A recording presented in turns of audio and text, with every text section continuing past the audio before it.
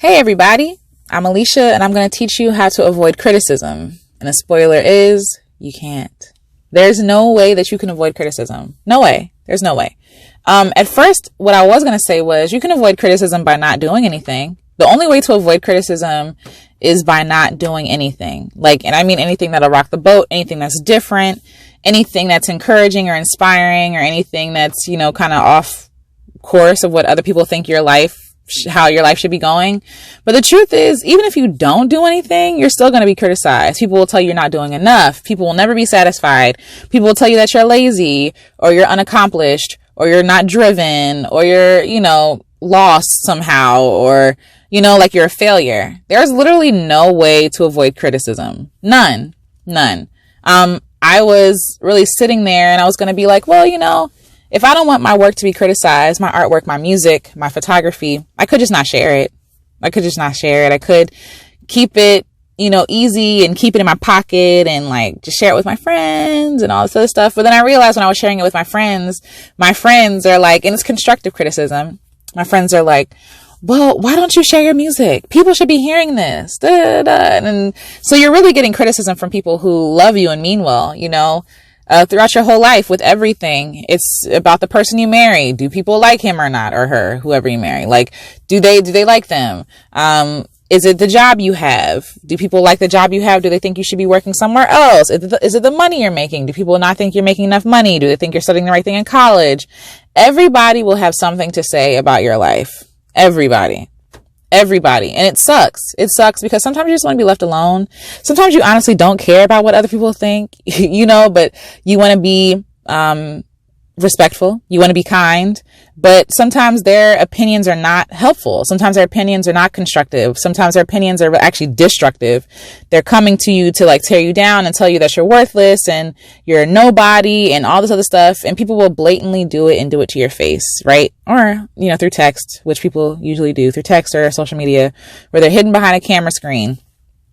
And we live our lives for these people behind camera screens who don't have the balls to say it to our face. We live our lives, trapped and sad and secluded and depressed and oppressed because we want to be loved and accepted by other people. And then we don't like ourselves. So then the self-criticism comes, and again, there's good and bad self-criticism. We know where we can improve. We know where we can do things differently or better. But there are also some destructive thoughts that we have about ourselves, right? And so the sad part is that the bad criticism comes, the destructive criticism comes a lot when we're sitting there and we're like, I know I could be doing something different. I know I could be using my gift to do something different. I know what I really want to do. I know what I really want to be. I know who I want to affect, who I want to love through my art or whatever I want to create. And we sit there and we sit on it, thinking that it's protecting ourselves, when in reality it's making us implode. It's destructing us from the inside. It's tearing us down from the inside because we know that we're not really being the people that God put us here to be. And people think they can smother their dreams. They think they can push it down into nothing and make it disappear. And the truth is, it just turns into a cancer. It eats you up. It eats you alive. It takes away the healthy things in your life. It eats at the things that you thought were what success is and what success should be. And it really shows you that this isn't what you even really want. There are people who are, living their lives and thinking, okay, if I stay busy, if I stay distracted, if I stay distracted from what I really want to do, my purpose, or my passion, I should say, not your purpose, because we serve multiple purposes in life.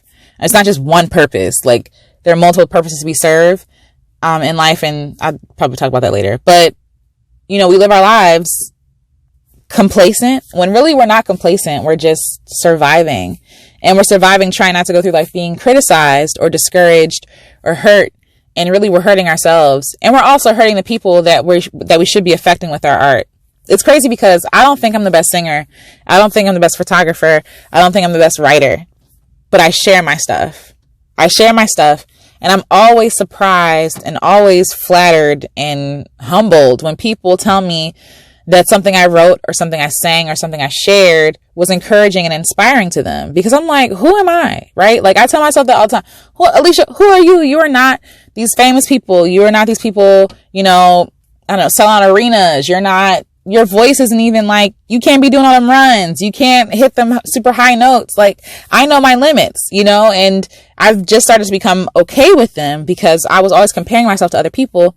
But then when I put out my art as is with the flaws and, you know, I noticed that misspell in that ebook I put out. I should have paid more attention to that, or I could have said that a better way. That's weird. That's worded weirdly, you know, things like that. Or in videos, I be stammering. I stutter sometimes when I'm overthinking. I forget words and it makes me feel like, oh, it's not perfect. I can't put this out. And then the reality is people don't need stuff to be perfect. People just need stuff to be real and to be authentic, and people need you to be you. Like, that's it. You know, your kids don't, and again, I'm not a parent, so maybe I won't even talk about that. Your friends don't need you to be perfect. They need you to be you. They need you to be present. They need you to show up, you know, like, and especially, I'll say the same thing with kids. Kids don't know. Like, when I read stuff about the guilt and stuff and the shame that parents feel, and I'm thinking back to my childhood, like, I was just happy my parents were there. I was just happy that they spent time with me, you know. A lot of people feel like, oh, I have to have all this money, you know, to be married or whatever. And I think, you know, financial stability is important. But I also feel like sometimes we put more thought into it than it really needs to be. Like, no, like your wife just wants you to be emotionally present. She just wants you to be loving to her. She just wants you to be supportive. She just wants you to communicate with her. Tell her how you're feeling, you know, unburden on her, you know, like, and listen to her. Like, and we put all these imaginary roadblocks in our way that doesn't really exist, and it stops us from creating, it stops us from sharing, it stops us from being authentic and being present. And I'm done with that. I'm tired of trying to be perfect. I'm tired of editing videos. I'm tired of, you know, trying to flawlessly edit pictures and make it perfect, make people, you know, look like they don't look. Like, I'm tired of all of it. Like, I'm sick of trying not to be criticized, because the truth of the matter is, no matter what I do, people gonna talk about me till the day I die, even after I die, right? Everything is up to be criticized. You know, I'm on social media and somebody says something wrong and like y'all drag them like to the ends of the earth, and I'm just like, yo, like, your booty stink too. You know what I'm saying? Like, and again, there's some things that are done that are blatant, but there are also some things that are done that, like, okay, we can correct them. We can be kind about it. We don't have to like tear them down like you did that. Meanwhile, if somebody saw your stuff and the stuff that you think all day and the stuff that you do wrong, like, you'd probably be canceled too, right? And there's a whole thing about cancel culture, but whatever. That's not the point. The point is, you're going to be criticized whether you do stuff or not. You might be criticized by people from the outside, you know, for playing it safe, or for not playing it safe, or for not being the artist they think you should be, for not doing the stuff that they think you should be doing. And you'll also be criticized by yourself, you know, and sometimes that's the worst. That's the loudest, you know, when you know you should be doing something and you're not. There's no shortcut. There's no easy fix for criticism. Criticism sucks. Nobody wants to be told they're wrong or they can improve. Everybody wants to come out the womb perfect. And the truth is, we're not perfect. There are things, you know, that I do and my husband has to tell me like, oh yeah, you know, when you do this, this makes me feel this way. And like, yeah, no, I'm not doing it on purpose, but yeah, I'm human. I'm flawed. I am flawed. And because I am flawed, my music will never be perfect. My photography will never be perfect. And even if I reach the standard of perfection that I think I want now, I'm still going to want it to be more perfect later. So why wait until all this stuff that will never happen? Like, I talked about this before. Why wait for that to put out art? Why wait for that to share when it could be helping somebody else? Like I mentioned before, I put out a book and, it was just venting. It wasn't even like, oh, this is how you heal from heartbreak and da-da-da. It was venting about how much my life sucked for like 5 years. And this girl came up to me and she was like, you know, I cried about this, you know, I'm getting through a breakup and this really helped me. And I'm like, what? Like, how did that help you? If anything, I would think, oh, that depresses you. But it helped her. And I really wonder how many more people we could affect if we were just our authentic and real selves. How many more people could we affect if we just decided to show up and be honest, you know, with ourselves and with everybody else? And if we were to stop worried about criticism and just do what you can with what you have right now, today. No one's asking you to be this person. They need you to be you. And that's what I'm trying to teach myself. That's what I'm trying to learn. That's what I'm trying to commit to my memory so that I can better show up for the people that need me and better show up for myself and for the God that created me with the gift that he gave me. You know, I don't have answers. I don't have the quick fix because it sucks. I know it sucks. It sucks to be criticized and to be told that somebody doesn't like something or somebody thinks that you can do something better. It sucks. And we're all prideful. We don't want to be wrong. We don't want to hurt people. We don't want to be anything but this idea of what we think we should be. And I feel like it's time to like put that to death. Okay, homegirl running in the back.